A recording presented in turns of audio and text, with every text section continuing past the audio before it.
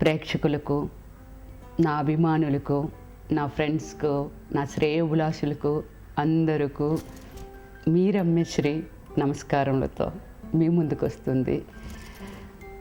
నేను ఓ మల్లి అనే మూవీని డైరెక్షన్ చేశాను. ఇప్పటికే మీ అందరికీ తెలుసు.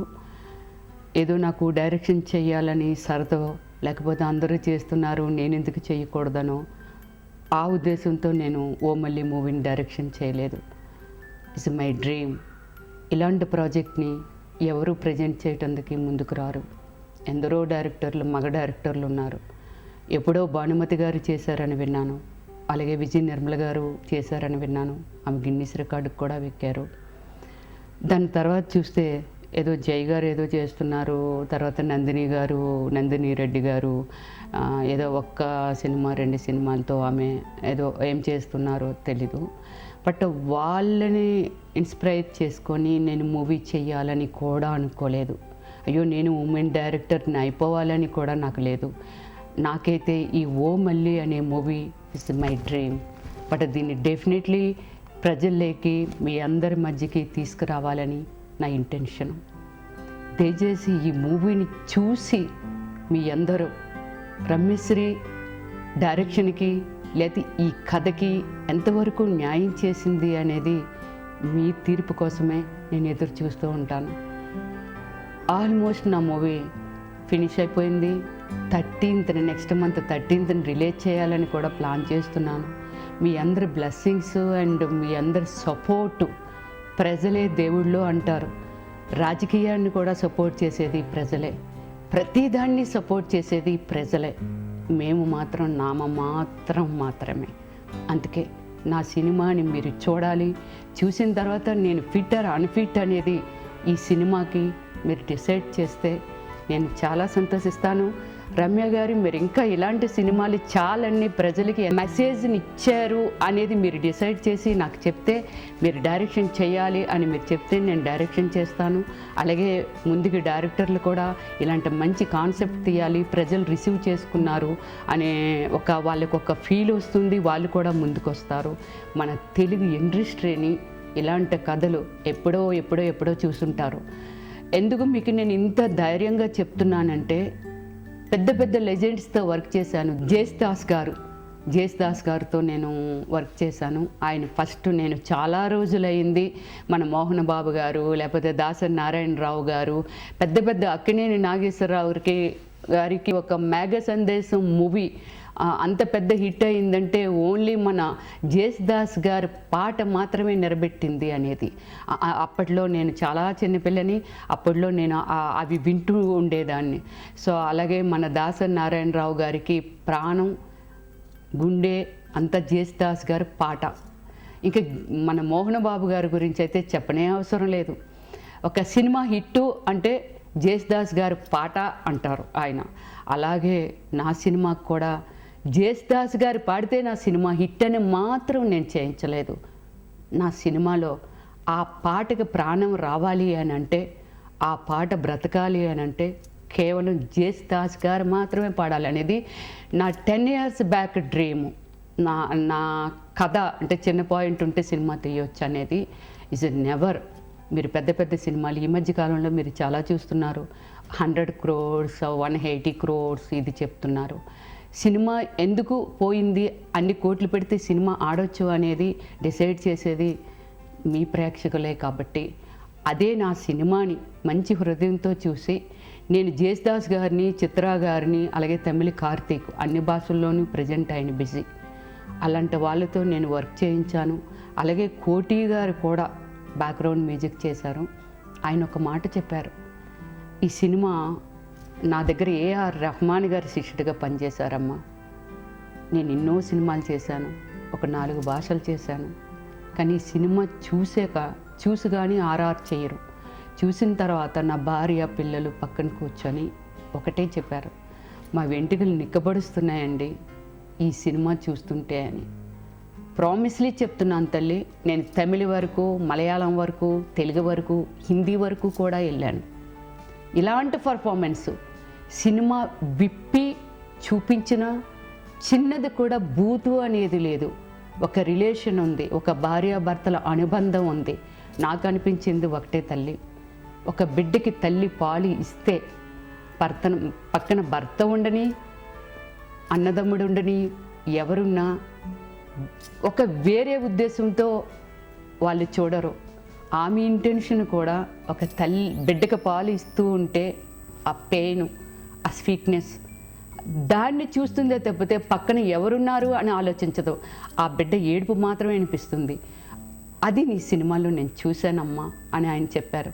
100% తల్లి, దీన్ని బాగానే నువ్వు ప్రమోట్ చేయగలిగితే ప్రజలకి ఇది కావాలి, నీ సినిమాని ఎవ్వరూ వదలరు, ఇదే చెప్పారు మన కోటి గారు. డంకా కొట్టి నేను చెప్తాను తల్లి, ఇంతవరకు మన 100 ఏళ్ళ మన ఫిలిం హిస్టరీలో ఎవ్వరూ ఇలాంటి పర్ఫార్మెన్స్ ఎవ్వరూ చేయలేదు. నేను డైరెక్షన్ గ్రేట్ అని నేను చెప్పను. ఇలాంటి బ్యూటిఫుల్ పర్ఫార్మెన్స్ ఇస్తూ కథ, screen play, direction, heroine, costume designing, makeup designing, everything నువ్వు చేసేవంటే ఎంత కష్టం నీ వెనక ఉందో ప్రతి ఒక్కరికి అర్థమవుతుంది. ఈ సినిమా చూసిన తర్వాత, ఈ సినిమా బయటకు వచ్చాక అంత బ్లెస్సింగ్ ఉందండి నాకు. యాక్చువల్లీ చెప్పాలి అని అంటే జేసుదాస్ గారు లండన్లో ఉంటున్నారు. ఆయన పాట పాడనమ్మా నేను మానేశాను, ఒక భక్తి గీతాలు మాత్రమే ఒక దేవుడికి అర్పితమైపోయాను అనేది ఆయన నాకు ఇచ్చిన మెసేజ్. బట్ నా డ్రీములో ఏమిటంటే జేసుదాస్ గారు మాత్రమే నా పాటకి ప్రాణం పోస్తారు, ఆయన మాత్రమే పాడాలనేది నా డ్రీమ్. బట్ అప్పుడు ఆయన అప్రోచ్ అయినప్పుడు నేను పాడలేనంటే నేను చాలా డిసప్పాయింట్ అయిపోయాను. ఫర్దర్ ఏమిటి అంటే వాళ్ళ సన్ కూడా సేమ్ వాయిస్ ఉంటుంది, పాడతారని. బట్ వాళ్ళ సన్ నా డ్రీమ్లో లేరు, నాకు తెలీదు. నాకు తెలిసింది జేసుదాస్ గారు. అప్పుడు ఆయనకి సరే తల్లి నీది ఇంత రిక్వెస్ట్ ఉంది, ఏమిటి ట్రాక్ ఏమిటమ్మా మూవీ అంటే నేను కథ చెప్పడం జరిగింది, ఎలాంటి సిచ్యువేషను అనేది. అప్పుడు జేసుదాస్ గారు విని తప్పకుండా పాడతాను తల్లి, నేను వస్తాను చెన్నైకి, లండన్ నుంచి వచ్చి తప్పకుండా పడతాను. ఇక్కడికి వచ్చిన తర్వాత మళ్ళీ మొత్తం సాంగ్ ట్రాక్ అంతా విని music director, writer, lyric writer అందరూ, నా బ్రదరు అందరూ వెళ్ళారు చెన్నై. అక్కడికి వచ్చాక మళ్ళీ పాడలేనని మళ్ళీ వెళ్ళిపోయారు. అదే రోజు మళ్ళీ నెక్స్ట్ డే ఈవినింగ్ ఫ్లైట్కి మళ్ళీ ఆయన లండన్ వెళ్ళిపోవాలి. సో నాకు ఒకటే ఏడుపు, నేను ఇక్కడ ఉన్నాను, ఎడిటింగ్ చేస్తున్నాను, బిజీ ఉన్నాను. నాకు షివరింగ్ వచ్చింది. అప్పుడు నేను కాల్లో రిక్వెస్ట్ చేశాను, సార్ మీకు 2 చేతులు పెట్టి నమస్కరిస్తున్నాను, ఇట్స్ మై డ్రీమ్, మీ అండ్ సాంగ్గా మూవీకి లేకపోతే ఇంకోటే కాదు, నాకు గుడ్ ప్రజెంటేషన్ ఇవ్వండి, నా సినిమాకు ఒక ప్రాణం పోయండి అని నేను రిక్వెస్ట్ చేశాను. బట్ దానికి ఆయన స్పందించి ఆయన యాక్సెప్ట్ చేయడం జరిగింది. పాటని ఒక అద్భుతంగా షూట్ చేస్తున్నప్పుడే అందరూ దీనికి నా నటన ఒక ప్రాణం పోయాలి రమ్య, పాటకి ఆయన ప్రాణం ఇచ్చారు, ఆ పాటకి ఇంకా ప్రాణం రావాలంటే నీ నటన కావాలి అనేది కెమెరామెన్ గారు, దత్తు గారు కానీ వాళ్ళందరూ నేను చేస్తుంటే ఆ పాటను నువ్వు డామినేట్ చేసావు రమ్య గారు అన్నారు. సో అంత కష్టపడ్డానండి నేను ఈ ఓ మల్లి సినిమా కోసము. ఎంతమంది కాలు పట్టుకున్నానో, ఎన్ని చేశానో ఆ భగవంతుడికి తెలుసు. ఈ సినిమా నాకు ప్రాణం, సినిమా ప్రపంచమే నాకు ప్రాణం. ఎంతమంది నాతో వచ్చిన వాళ్ళు వేరే ఎలాగో సెటిల్ అయిపోయారు. ఏదో చెప్తూ ఉంటారు, నన్ను కామెంట్ చేస్తూ ఉంటారు. ఎన్ఆర్ఐలు చూసుకొని మ్యారేజ్ చేసేసుకున్న వాళ్ళు, లేకపోతే బిజినెస్ మ్యాన్లు చూసి సెటిల్ అయిపోయిన వాళ్ళు చాలామంది ఉన్నారు. ఏంటి రమ్య గారు ఇంకా ఇండస్ట్రీని పట్టుకొని ఉగులాడుతూ ఉంటారు అని కొందరు డైరెక్టర్స్ కానీ, ప్రొడ్యూసర్స్ కానీ, మన మీడియా ప్రెస్ మిత్రులు కానీ వీళ్ళందరూ నన్ను కామెంట్ చేస్తూ ఉంటారు. బట్ నాకైతే మాత్రము నాకు తెలిసింది ఒక సినిమాని మాత్రమే ప్రాణం. నాకు సినిమా అంటే ప్రాణం, ఫ్యాషన్, ఇంకా ఏదైనా అనుకోండి, అంత ఎఫెక్ట్ పెట్టి.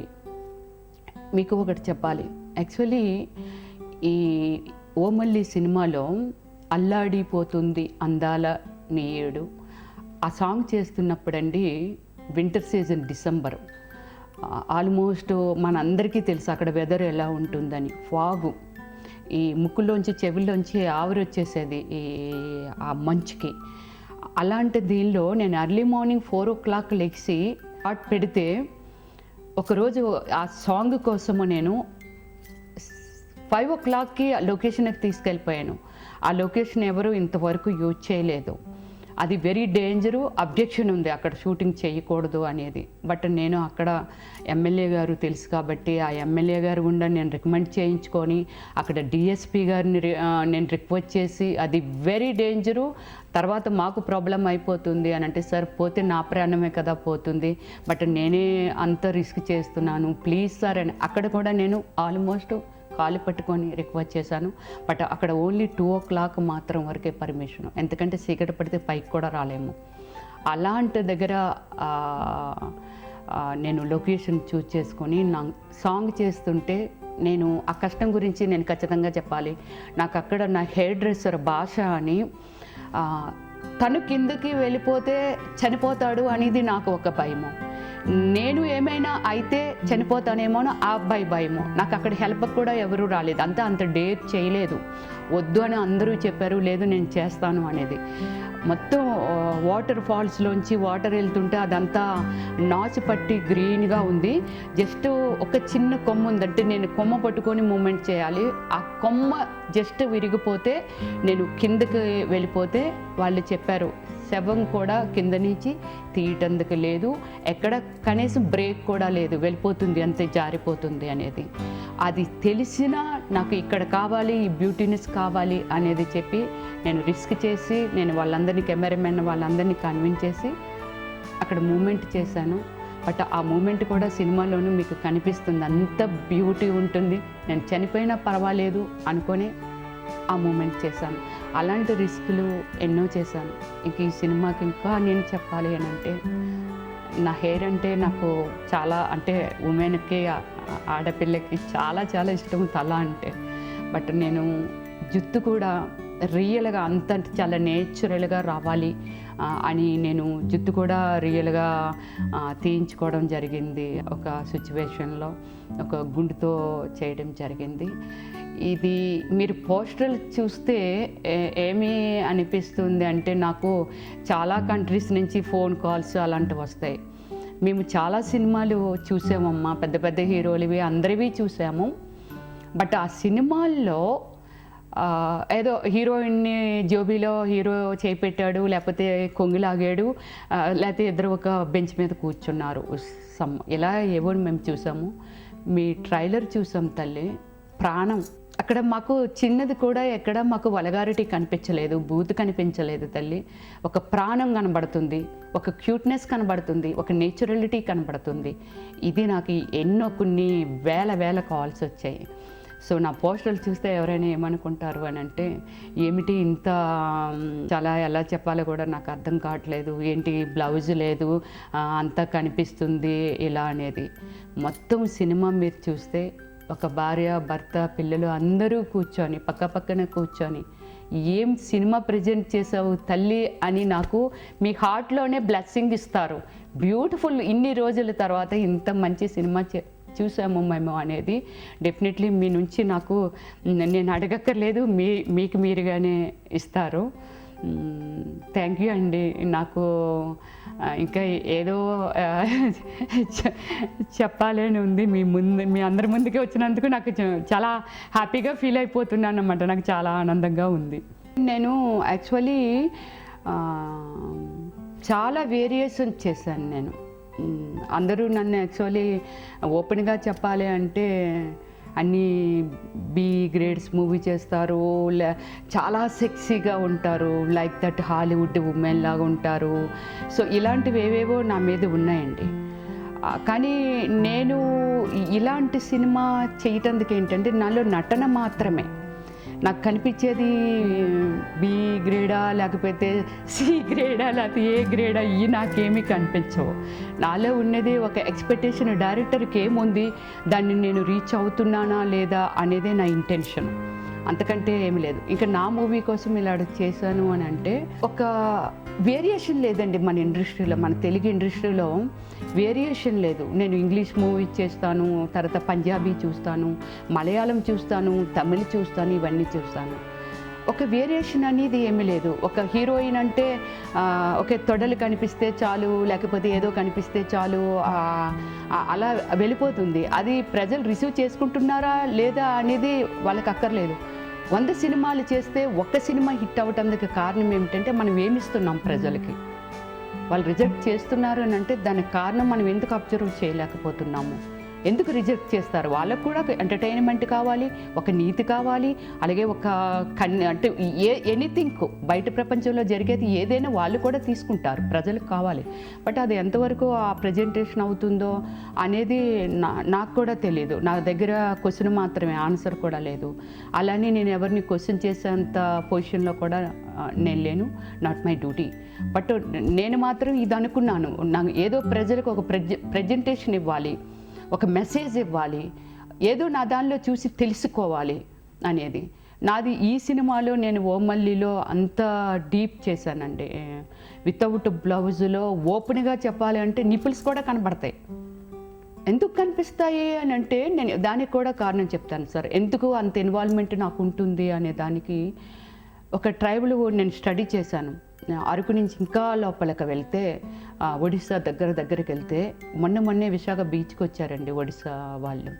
బ్లౌజులు ఉండవు, ఈ పక్క నుంచి కనబడుతుంది, బీచ్లో ఒక 30 మెంబర్స్ ఇలా ఉన్నారు ఆ పిక్స్ కూడా. కానీ నేను అది అంటే నేను టచ్ చేసే పాయింట్ ఎడ్యుకేటెడ్స్లోనే ఉంటుంది, లేకపోతే ఫాస్ట్ కల్చరు అమెరికాలోనైనా ఉంటుంది, లండన్లోనే ఉంటుంది, మన హైదరాబాద్లో ఉంటుంది. ట్రైబలే టచ్ అంటే పాయింట్. కానీ ఒక ఇన్నోసెంట్ని చూపించాలి అని అంటే ట్రైబల్కి మాత్రమే వెళ్ళాలి.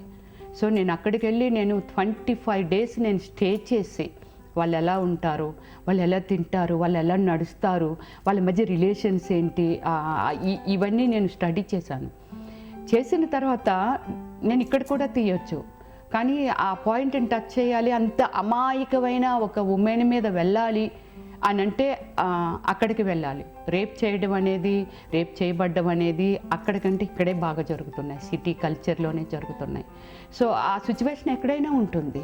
సో అలాగే ఒక మగవాళ్ళందరూ చెడ్డవాళ్ళు కాదు, అలానే మంచివాళ్ళు కాదు, మంచివాళ్ళు ఉన్నారు, చెడ్డవాళ్ళు ఉన్నారు, ఉమెన్స్లోనూ కూడా ఉన్నారు.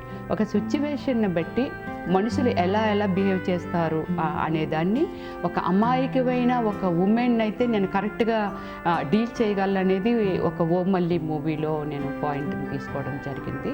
అందుకనే నేను ఒక ట్రైబల్కి వెళ్ళి నేను అదంతా స్టడీ చేసి ఓకే ఇదైతే నాకు బాగుంటుందని చెప్పి అక్కడ తీసుకొని అక్కడ వాళ్ళని నేను చూశానండి. బ్లౌజ్ లేకుండా ఒక వర్క్ చేసుకొని ఒక సెలయేరు కనబడుతుంది, సెలయేరులోకి వెళ్ళి స్నానం చేసేస్తారు, తడి బట్టలతోనే నడుచుకుంటూ ఆ కట్టెలై పట్టుకొని నడుచుకొని వెళ్ళిపోతూ ఉంటారు. అదంతా కనబడిపోతూ ఉంటుంది. జస్ట్ ఒక నేచురాలిటీ అనేది ఒక యాక్టరు నా లోపల ఉన్నారు కాబట్టి, అంటే ఏదైనా రమ్య గారు నా సినిమాలో ఎలా ఉంటుంది, కొంచెం ఎలా కరవాలి లేకపోతే ఏదో ఉంటుంది. సో అది ఎందుకు అలాగ కరవాలంటే మాకు కావాలండి, బాగుంటుంది, మీరు అలా చేస్తే అనేది. బట్ నేను చేస్తాను, అది బాగోదు అని నేను అనను, వాళ్ళకి అబ్జెక్షన్ చెప్పను, నేను చేసి చూపిస్తాను. అలాగే అక్కడ వాళ్ళు అంతా నేను ఇన్వాల్వ్ అయ్యి వాళ్ళని చూశాను, చేశాను కాబట్టి ఓకే వితౌట్ బ్లౌజ్ అంటే ఇలానే ఉంటారు వాళ్ళు, నేను కూడా అలానే చెయ్యాలి. మరి నేను అక్కడ తీసుకున్నప్పుడు నేను అలానే చెయ్యాలి. నాకు స్నానం చేస్తే కనబడుతుంది, నేను చెయ్యను అని అంటే నా చుట్టూ ఒక 200 మంది టెక్నీషియన్స్ వీళ్ళందరూ ఉన్నారండి. రమ్య నీకు అసలు ఫీల్ లేదా నీ బాడీలోను, నీకు సిగ్గు లేదా అలా అనేవారు. అందరూ నాకు చేతులు ఎత్తి దండం పెట్టేవాళ్ళు. ఎంత ఇన్వాల్వ్మెంట్ ఉంటుందా రమ్య గారు ఒక యాక్టర్కి, నటన కోసం చచ్చిపోతారా మీరు అని. ఐ డోంట్ నో, నాకు తెలీదు చచ్చిపోతానా బతుకుతాను కాదు, అంత ఇన్వాల్వ్ అయ్యి నేను ఈ ఓమల్లి పాయింట్ని తీసుకొని అక్కడికి వెళ్ళి నేను ట్రైబల్కి వెళ్ళి చేశాను. నేను ఎంత ఎక్స్ప్లెయిన్ చేసినా ఇది ఎవరూ చేయలేరు. ఇంకో పాయింట్ మీకు చెప్తున్నాను, లొకేషన్లో అందరూ ఒకే మాట అనేవాళ్ళు, 10 కోట్లు ఇచ్చి ఏ హీరోయిన్ అయినా తీసుకొచ్చినా ఆ అమ్మాయిని కాలు దగ్గర ఆ 10 కోట్లు పెట్టి ఒక నమస్కారం పెట్టి అమ్మ నీ సినిమా వద్దు, నీ నటన వద్దు అని వెళ్ళిపోతుంది.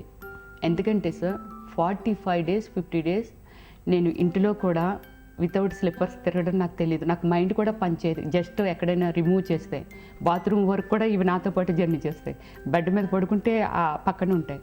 అలాంటిది వితౌట్ స్లిప్పర్స్ నేను ముళ్ళుల్లోని ఆ గుట్టల్లోని వాటిల్లోని వితౌట్ స్లిప్పర్స్ నేను 50 days జర్నీ చేశానండి.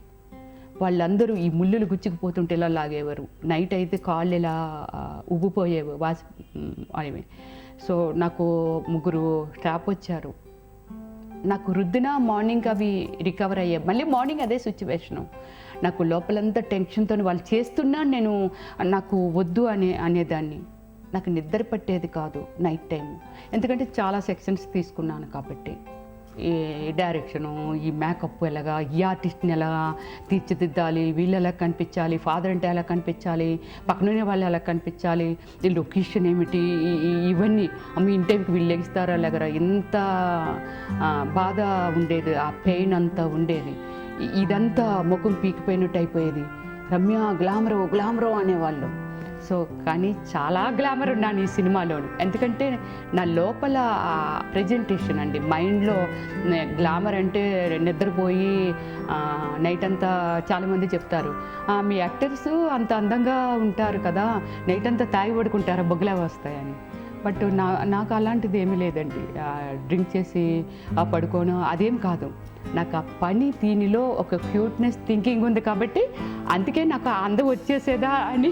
అలా ఏంట్రా మీరు అలసిపోలేదా అన్ని గంటలు లేచి ఫోన్ కాల్స్ అంటే నాకు తెలీదు అని చెప్పేదాన్ని. ఏ హీరోయిను నేను సంప్రదించకపోవటానికి కారణం మై డ్రీమ్ కాబట్టి. సో అలాగే ఎవరు చేయలేరు కూడా. ఏంటండి అంటే నేను సెక్సీగా ఉంటాను, గ్లామర్ డాలు అని అందరూ అంటున్నారని క్వశ్చన్ అడగాలని అనిపించిందా లేకపోతే ఏమిటండి? సో ఓకే, నేను హార్ట్ఫుల్గా నా ఒపీనియన్ అయితే నేను చెప్తానండి.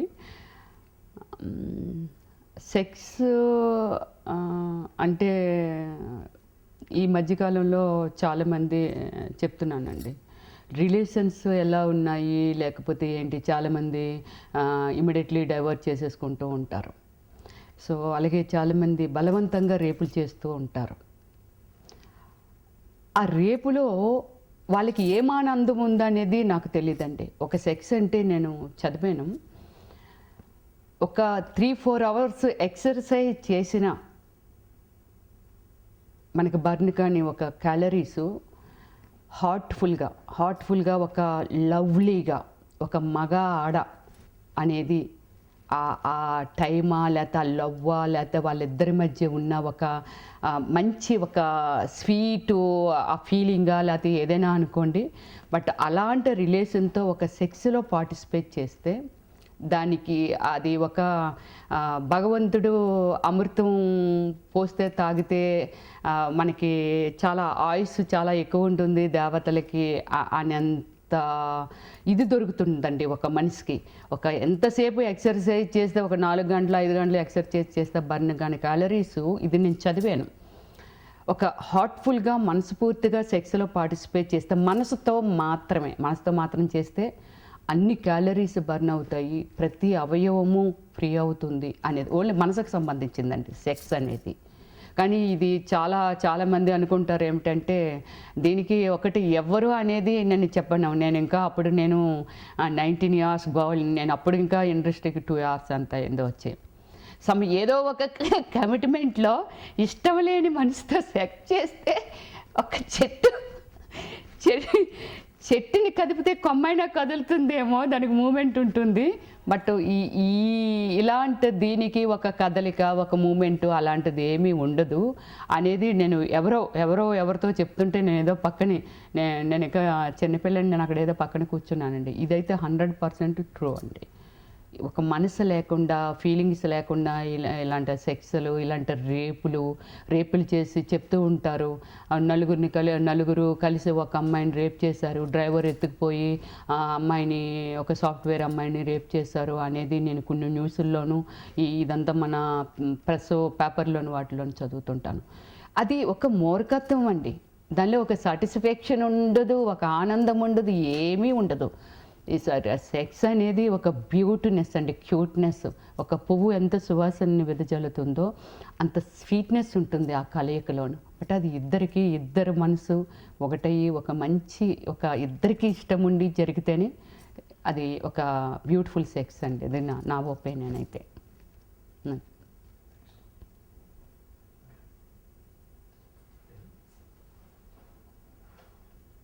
తప్పకుండా అండి. నాకైతే ఇది ఒకటి ఉందండి. నేను అదే